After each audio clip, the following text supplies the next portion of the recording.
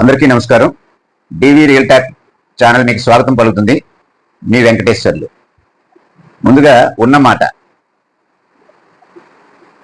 ఇప్పుడు రాష్ట్రంలో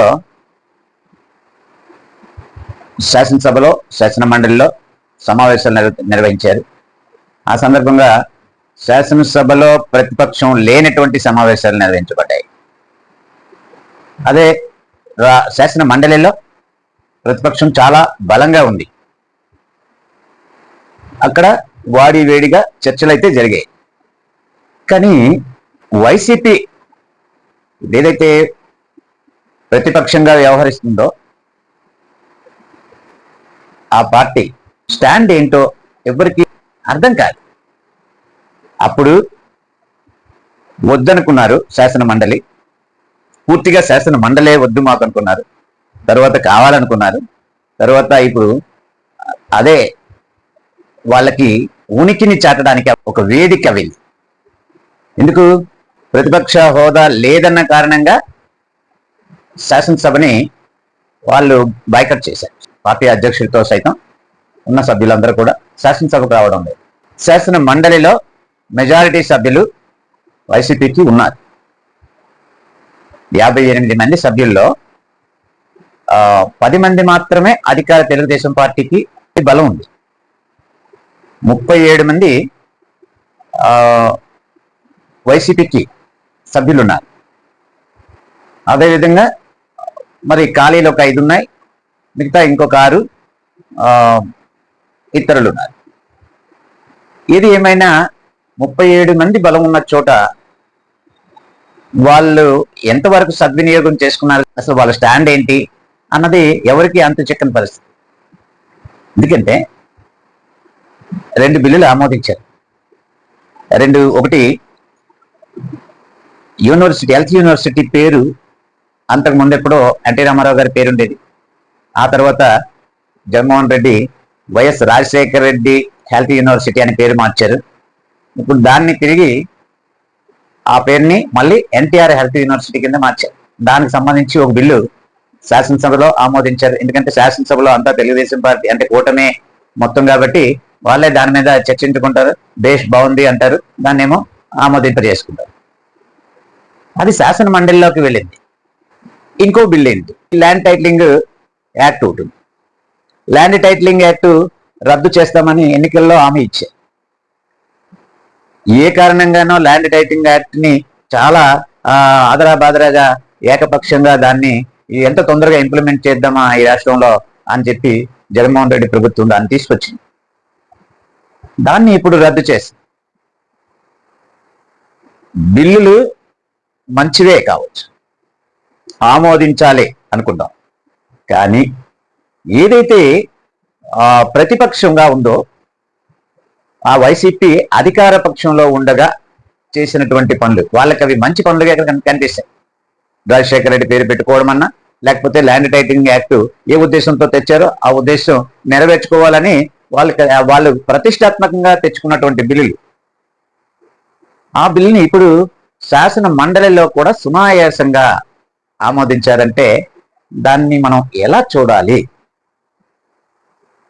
శాసన మండలిలో 37 మంది సభ్యుల బలం ఉన్న చోట కనీసం ఒకసారి చూడండి అని వెనక్కి పంపించే అవకాశం ఉంది వాళ్ళకి.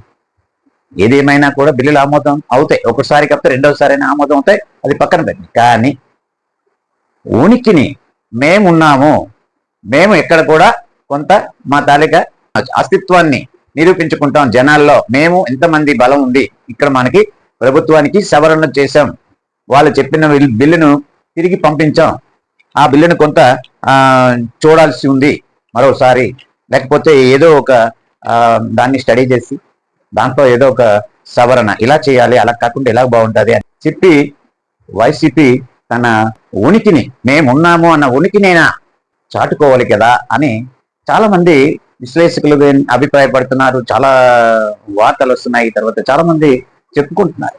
ఏంటి ఇలా జరుగుతుంది, వీళ్ళు స్టాండ్ ఏంటి, అసలు వీళ్ళు భయం ఏంటి, అసలు ఇదంతా ఉట్టి పై గాంభీర్యమేనా, అసలు ఏమైనా ఒక ప్రజలకి ఉపయోగపడేటటువంటి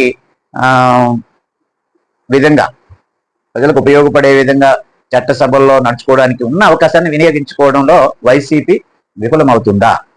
ఇటువంటి ప్రశ్నలు చాలా మందికి వస్తాయి. కనీసం ఒక బిల్లులో ఒక సవరణైనా చేసుకోవాలి కదా.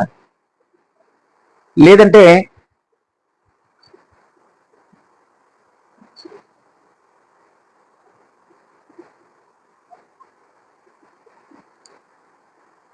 ఇలా అభ్యంతరం తెలియచేయడం ద్వారా బిల్లులో తమ మార్కుని చాటుకునే అవకాశం ఉంది కదా.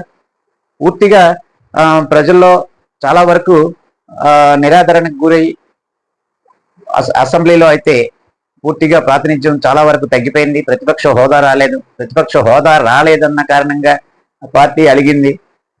అక్కడ అలిగి ఇక్కడ అది వద్దనుకున్నారు, ఇది ముద్దనుకున్నారు, మండలి ముద్దనుకున్నారు, మండలిలోకి వచ్చారు, బాగానే ఉంది. అంతవరకు వచ్చి ఏం సాధించారనే ప్రశ్న జనంలో ఎదురవుతుంది. ఇక్కడ దీనికి సంబంధించినటువంటి చాలా అనుమానాలు వస్తాయి సాధారణంగా. అవన్నీ వాటి గురించి మాట్లాడుకునే ముందు మన ఛానల్ని సబ్స్క్రైబ్ చేయాల్సిన వాళ్ళు ఎవరైనా ఉంటే సబ్స్క్రైబ్ చేయండి, ఒక లైక్ చేయండి, అలాగే మిత్రులకు షేర్ చేయండి, 10 మంది చూసేదానికి సహకరించండి. రైట్, మళ్ళీ మనం వివరాలకు వద్దాం. ఏంటి, ఎలా అనుకోవాల్సి వస్తుంది, దీన్ని ఎలా చూస్తాం అసలు? అంటే ఇక్కడ ఎంతో కొంత చర్చలో పాల్గొనే అవకాశం ఉంది, జార విడుచుకున్నారు, పూర్తిగా బయట మాట్లాడుతున్నారు. అది మనం వీడియో రూపంలో చెప్పుకున్నాం. బయట మాట్లాడి ఏదో తాడేపల్లి ప్యాలెస్ గురించి మాట్లాడినంత మాత్రాన దానికి ఆన్సర్ చేసే వాళ్ళు ఉండరు, చెయ్యాలని రూల్ లేదు, దానికి సమాధానం చెప్పాల్సిన పని లేదు.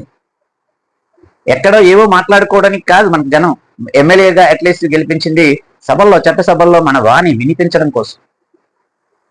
సరే వాళ్ళ మైక్ ఎవరు అని అనుకుని మానేసిన కంటే ఇవ్వలేదని వాళ్ళ మీద నిష్ఠూరం చేయొచ్చు, వాళ్ళని ఇవ్వలేదని చెప్పేసి వాళ్ళని మనం దోషులుగా నిలబెట్టచ్చు.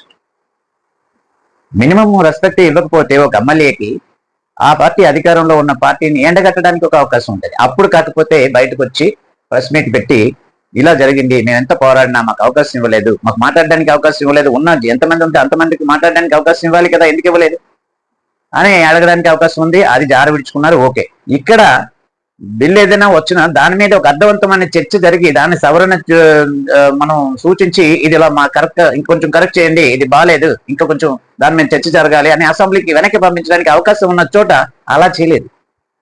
తెలుగుదేశం ప్రతిపాదించింది, వైసీపీ ఆమోదించింది అంటే ఏ రకంగా ఆమోదించింది, వాళ్ళ కమిట్మెంట్ ఏంటి, అసలు ఏమనుకుంటున్నారు, పార్టీ స్టాండ్ ఏంటి, పార్టీ కింది స్థాయి నాయకులు కార్యకర్తల్లో కూడా గందరగోళానికి గురి చేస్తున్నారు. ఇది సభలు ఎలాగో అలాగా ఇవి గట్టెక్కిపోనివ్వండి, ఏదో రకంగా మనం ఇక్కడ గట్టిగా అడ్డుపడితే మనకి ఏముంది, ఇది మనది సింకింగ్ షిప్ అనుకుంటున్నారా, అంటే మునిగిపోతున్న పడవ ఇది అని అనుకుంటున్నారా, లేకపోతే ఎప్పటికైనా సరే ఒక అస్తిత్వం అదే వేరే పార్టీల్లోన కూటమిలో ఏదో పార్టీలోకి వెళ్ళిపోయే పరిస్థితి ఉందిలే, ఎందుకు ఇక్కడ గట్టిగా మనం పట్టుపట్టేయాలి, కొంచెం సాఫ్ట్ గా వెళ్ళిపోదామని ఏమైనా అనుకుంటున్నారా? చాలా డౌట్స్ వస్తున్నాయి అన్నమాట. లేదంటే వైసీపీ తీసుకున్నటువంటి ఈ 2 నిర్ణయాలు ఏవైతే ఉన్నాయో, ఇప్పుడు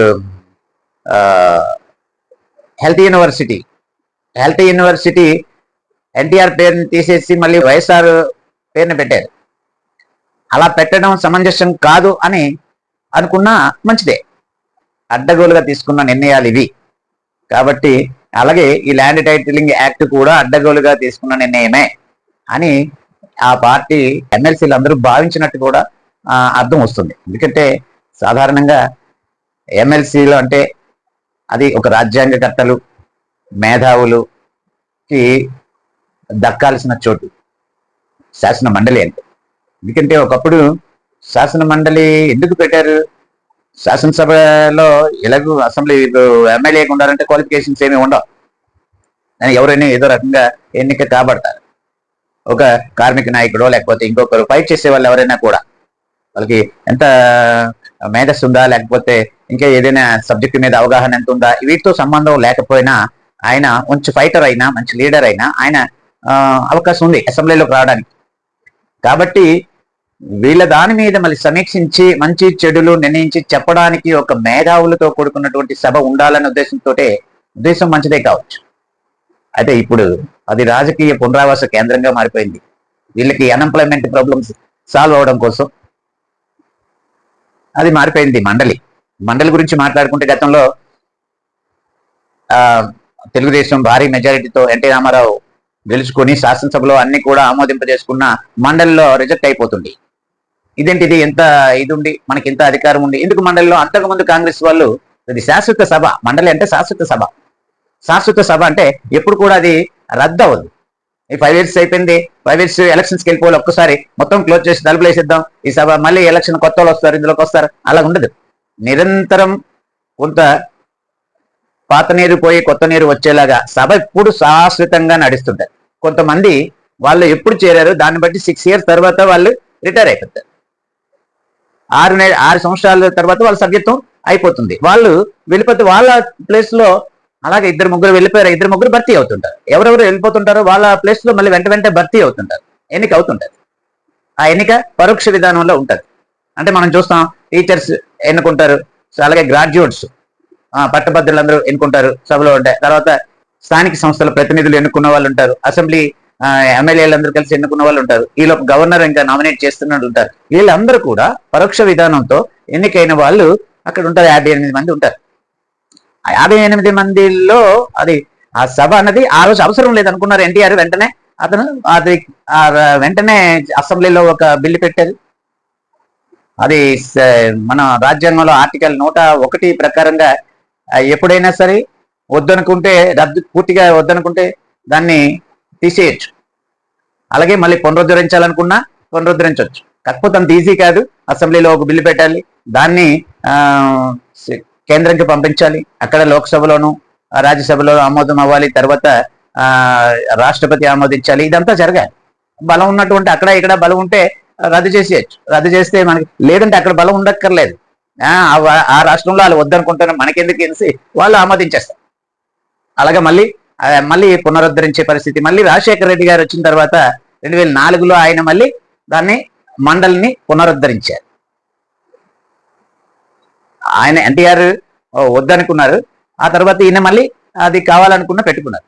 ఇంత తన తండ్రి కావాలనుకుని మండలిని అంత కష్టపడి పునరుద్ధరించిన మండలినే మళ్ళీ జగన్మోహన్ రెడ్డి గతంలో తనకి మండలిలో బలం లేదన్న కారణంగా మండలి దండగా అని చెప్పేసి దాన్ని అసలు ఆల్రెడీ అసెంబ్లీలో తీర్మానం చేశారు, కేంద్రాన్ని పంపించారు, అక్కడ కాస్త డిలే అయ్యింది. ఆ డిలే అయిన ఈ మధ్యలో మళ్ళీ వద్దు ఆపండి అని చెప్పి మళ్ళీ దాన్ని ఇచ్చేశారు. ఎందుకు?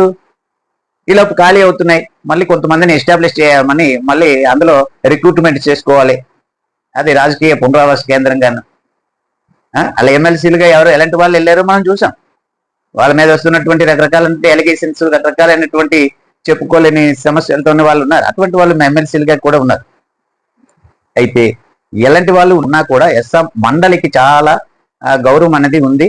అది ఒక పెద్దల సభ, రాజ్యసభ ఎలాంటిదో, కేంద్రంలో రాజ్యసభ ఎలాంటిదో ఇక్కడ మండలి పెద్దల సభ, మేధావుల సభ అని మనం అనుకోవచ్చు. ఎందుకంటే టీచర్స్ నుంచి వెళ్తారు, గ్రాడ్యుయేట్స్ నుంచి వెళ్తారు, స్థానిక సంస్థల వాళ్ళు ఎన్నుకున్న వాళ్ళు వెళ్తారు, సాధారణమైన వాళ్ళు వెళ్తారు. అలాంటి పరిస్థితిలో అక్కడ వాళ్ళు ఈ గతంలో తీసుకున్నటువంటి ఈ 2 నిర్ణయాలు ఏవైతే ఉన్నాయో ఇవి అడ్డగోలు నిర్ణయాలు అని చెప్పి అంగీకరించినట్ట, లేకపోతే కూటమి నిర్ణయాలే సమర్థించి భవిష్యత్తులో కూటమిదే భవిష్యత్తు, ఇంకా ఇది సింకింగ్ షిప్ వైసీపీ అని కూడా భావిస్తున్నారా? ఇలాంటి అనుమానాలు మరి కార్యకర్తల్లోనూ ప్రజల్లోనూ వస్తున్నాయి. గట్టిగా అపోజ్ చేస్తే మళ్ళీ ఇదేంటి మనం ఏమీ చేసుకోలేకపోతున్నాం అని చెప్పి చంద్రబాబు నేతృత్వంలో ఉన్న కూటమి ప్రభుత్వం మండలినే ఏకంగా లేపేసే పరిస్థితి ఉంటది కదా. అలాంటప్పుడు మన తాలుగా ఉనికి ప్రశ్నార్థకం అవుతుందని అలా అనుకున్నారా? లేదు, నాయకుడు ఆదేశాలు ఆ విధంగా ఉన్నాయా? ఇక్కడ మనం మాట్లాడింది అక్కడ మీరు ఏదో రకంగా కానిచ్చేయండి, కథ నడిపేయండి అనేసి ఆ క్రెడిట్ వస్తే తన జగన్మోహన్ రెడ్డికి రావాలి, ఇంకే బొత్స సత్యబాబుకో లేకపోతే ఇంకెవరకు ఆ క్రెడిట్ రాకూడదు అని చెప్పేసి నాయకులు ఆ విధంగా ఆదేశించారా? వెళ్తే మాత్రం ఏముందిలే. ఇప్పుడు ఏమనుకుంటున్నారు కార్యకర్తలు, వాళ్ళ తాలూకా అభిమతం కొంతమందితో ఏముందిలే, ఒకవేళ ఇక్కడ ప్రతిపక్ష హోదా ఇస్తే మాత్రం మండలిలో మాట్లాడలేని వాళ్ళు, అక్కడ లేనిది ఇక్కడ ప్రతిపక్ష హోదా ఇస్తే మాత్రం ఇంక అంతకంటే ఇక్కడ ఇంకేం జరిగిపోతుంది, ఏదో అలా కథ నడిచిపోతుంది అన్న పరిస్థితుల్లో ఉంటుంది. అనవసరమైన విషయాలకి ఎక్కువగా ఎవరో సోషల్ మీడియాలో పోస్టులు పెట్టి వాళ్ళ మీద కేసులు పెడితే మండలిలో దాని మీద ఆర్గ్యుమెంట్ చేయడం, గట్టిగా వాదించి దాన్ని ఏదో అది పోలీసులు కేసు పెట్టారంటే పోలీసు కేసు పెడితే పెట్టనివ్వండి, న్యాయస్థానాలు ఉన్నాయి, న్యాయస్థానంలో దాన్ని న్యాయమా అన్యాయమా అని తెలుస్తుంది. ఆ విధంగా చూసుకోవాలి తప్పించి దాన్ని సమర్థించి మార్ఫింగ్ ఫోటోల్ని పలకరాని భాషల్లో ఎక్స్ వేదికగా ట్వీట్ చేయడాన్ని, ఇటువంటి వాటిని సమర్థించడం అనేది ఒక ఎమ్మెల్సీగా వాటిని సమర్థించి మాట్లాడడం అనేది చాలా మరి ఈ ఆ సభకే విలువ తక్కువ అవుతుందని నాలాంటి వాళ్ళు భావించాల్సి వస్తుంది. ఎందుకంటే అదే అక్కడ కాదు తెలుసుకోవాల్సింది, న్యాయస్థానంలో తప్పులు తెలుసుకోండి, ఆ రకంగా చేయండి. కానీ అక్కడ ఇది రైతే, ఎవరినైనా ఎలాగైనా అబ్యూజ్ చేయొచ్చు, హననం చేయొచ్చు అన్న విధంగా అక్కడ సభలో మాట్లాడాల్సిన విషయాల్ని మాట్లాడకపోవడం, ఇది వైసీపీ తాలిగా అది మరి దాన్ని ఏమనాలి, దిగజారుడుతనమా లేకపోతే ఇంకా చేతగానితనమా లేకపోతే ఏ విధంగా అనాలన్నా అది చెప్పొచ్చు. అర్థవంతమైన చర్చ జరగని నాడు శాసన మండలి అది ఉన్నా ఒకటే లేకపోయినా ఒకటే, ఉంటే ఇంకా ఖర్చు దండగా మరి ఆ రోజు జగన్మోహన్ రెడ్డి భావించాల్సి వస్తుంది. కానీ ఆయన రద్దు చేయలేదు గారు. ఎన్టీ రామారావు గారు అయితే ఏకంగా రద్దు చేసేసారు. ఆయన ఏంటి, మొత్తం భారతదేశంలో 6 రాష్ట్రాల్లోనే శాసన మండలి ఉంది. ఉద్దేశం మంచిది, మేధావులకు, రాజ్యాంగకర్తలకు, చట్టాల మీద అవగాహన ఉన్న వాళ్ళకి అవకాశం దొరుకుతుంది. వ్యక్తి ఎంత గొప్పవాడైనా సరే అతని రాజకీయాల్లో అసెంబ్లీలోకి వెళ్ళలేని పరిస్థితి ఉంటుంది. అలాంటి వాళ్ళని ఏ పార్టీ అయినా గుర్తించి మండలికి పంపిస్తే ఆయన సేవలు ఈ రాష్ట్రానికి ఉపయోగపడతాయి అన్నది ఒక మంచి ఉద్దేశమే. కానీ ఇలా రాజకీయ పునరావాస కేంద్రాలుగా ఉండి అర్థవంతమైన చర్చలు జరగని పరిస్థితిలో ఇది వృధా అవుతుంది. ఇప్పుడు కేవలం మనం కొన్ని రాష్ట్రాల్లో మాత్రం 6 రాష్ట్రాల్లో ఉంది, ఆంధ్రప్రదేశ్, తెలంగాణ 2 రాష్ట్రాల్లో ఉంది. ఆ తర్వాత ఉత్తరప్రదేశ్, బీహారు, కర్ణాటక, మహారాష్ట్ర, ఈ రాష్ట్రాల్లో మాత్రమే మండలి ఉంది. మరి ఎందుకు అలా తయారైంది? మండలికి ఉన్నటువంటి అస్తిత్వాన్ని కోల్పోయింది. అందుకని దాన్ని వద్దనుకొని ఎక్కువ రాష్ట్రాలు అనుకోవడం జరిగిందేమో.